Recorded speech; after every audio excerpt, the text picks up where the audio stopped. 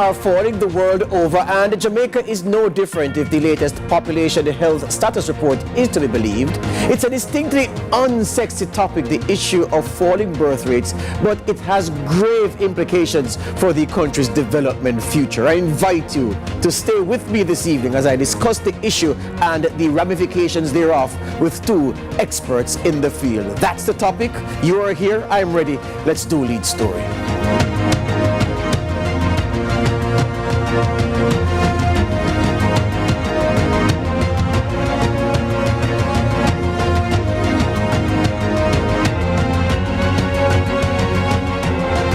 Welcome to Lead Story on CVM TV. My name is George Davis. Now, as I said at the top, Jamaica's birth rate is declining. The latest Jamaica Health Population Status Report shows that in 2022, the last year of measurement, the birth rate per mother in Jamaica was 1.9. This is below the global replacement rate of 2.1 per mother, 2.1 children per mother. We are at 1.9 according to the latest survey, and that in itself is cause for concern. But if that doesn't move you where the concernometer is concerned, consider that globally birth rates are declining throughout the developed and developing world. It's a serious problem in China. It's a massive problem in India. It's a problem in the United States, in the UK. It is a problem all around, and in developing countries like Jamaica, it is also an issue. There are, at the opposite end of the spectrum, countries where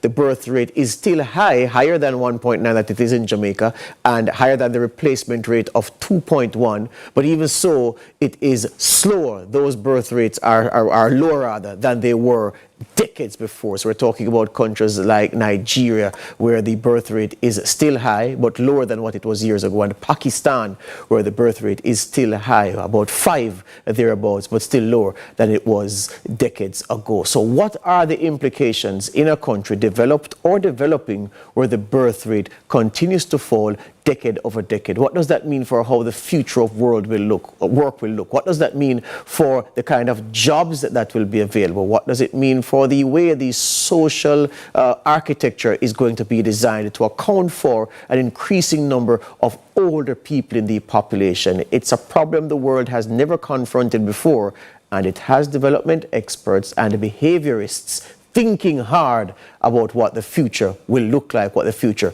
will demand. To deal with these issues, I've invited a quantum transformation psychologist and social philosopher, Dr. Leakim Samaj, and Professor Orville Beckford, lecturer in the Department of Sociology at the UWI Mona. Gentlemen, welcome to Lead Story.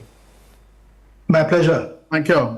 You know, gentlemen, we have a task on our hand this evening, and it's a challenge because we are not dealing with one of those issues that you will see people engage in rabid debates on social media. We're not talking about the usual fare, but we're talking about something that is perhaps more important than the issues at random which occupy the time of Jamaicans. And so I'm depending on your expertise to drive home the message here this afternoon. And so I start with you, Dr. Samaj.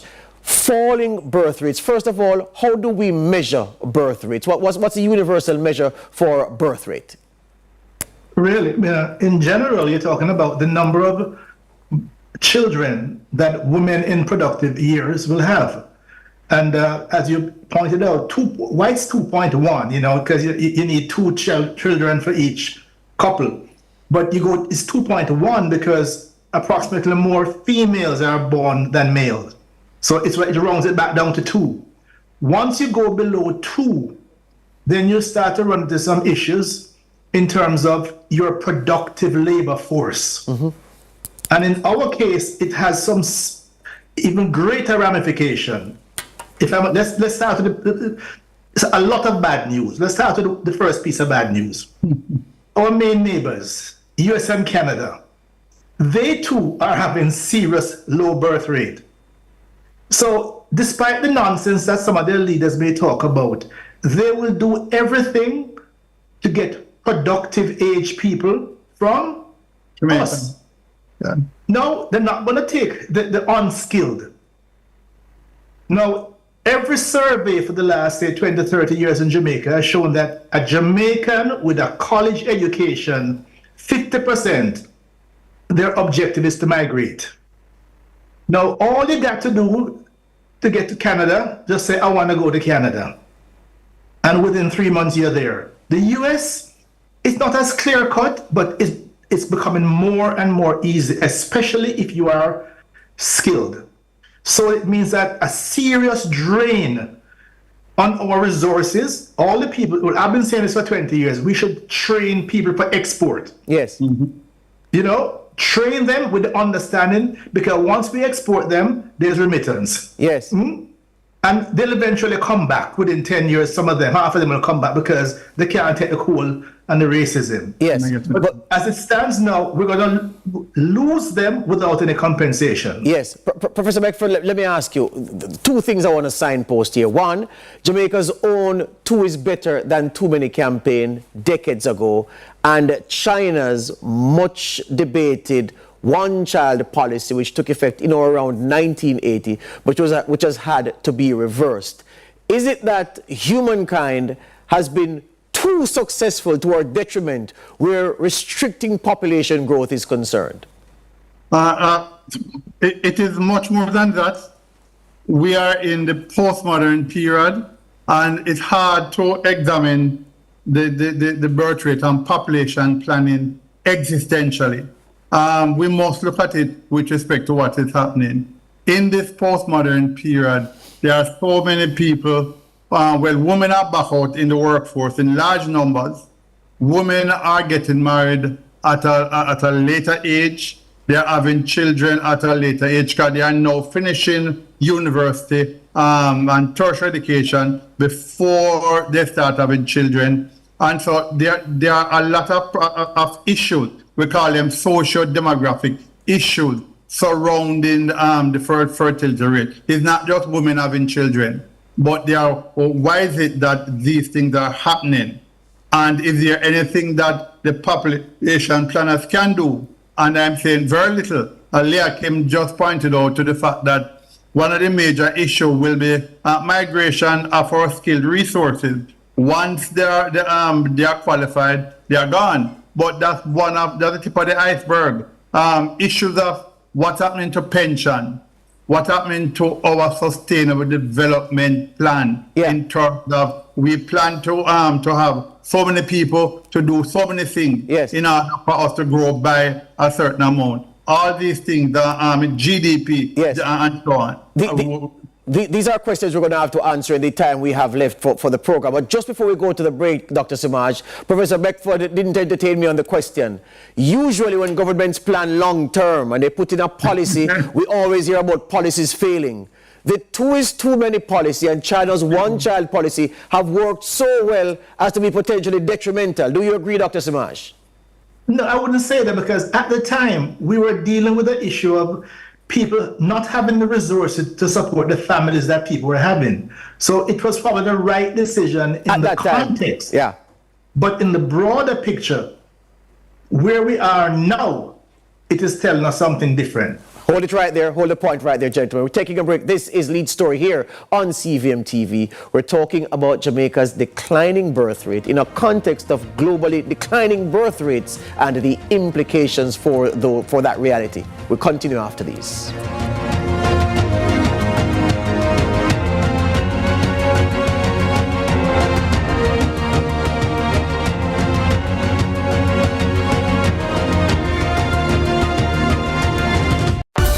Mindset Conference 2024, the Gospel Edition, Monday to Wednesday, May 20 to 22, at the Jamaica Pegasus Hotel with Pastor John Gray, Pastor Travis Green, Dr. Jackie Green, Todd Galbert, Phil Thomas, Minister Marion Hall, Kevin Downswell, Sharon Gardner, Rhoda Isabella, Pastor Junior Tucker, Bishop Everton Thomas, and many more. Join us for dinner, workshop, panel discussions, praise and worship, undiluted word, and concerts every night. Mindset Conference. For more info, mindsetconference.org. Get your tickets now. Jamaica's favorite drama, Your Guilty Pleasure. Listen to me, Izzy Trevor Madden. I don't want you to gamble with my life or the lives of our children. Royal Palm Estate is on CVM every Tuesday and Sunday at 9 p.m.